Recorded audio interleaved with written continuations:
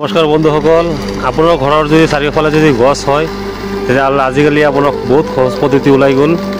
এইটো চাইছে মেচিনটো, এই মেচিনৰ যোগে আপুনি মেচিনটো চাব পাৰিছে।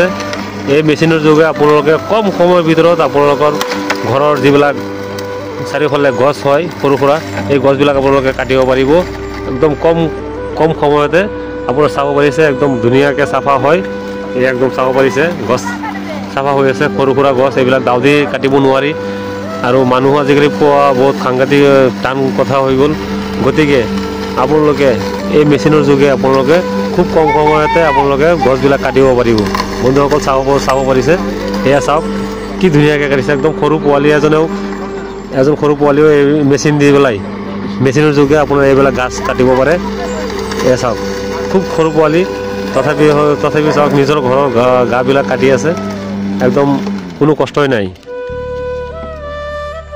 এই ইয়াৰ লগত এটা বাকচ আছে, বাকচত গছবিলাক জমা হয়, পিছত এক লগত থুপাই পেলাই পেলাই দিব লাগে।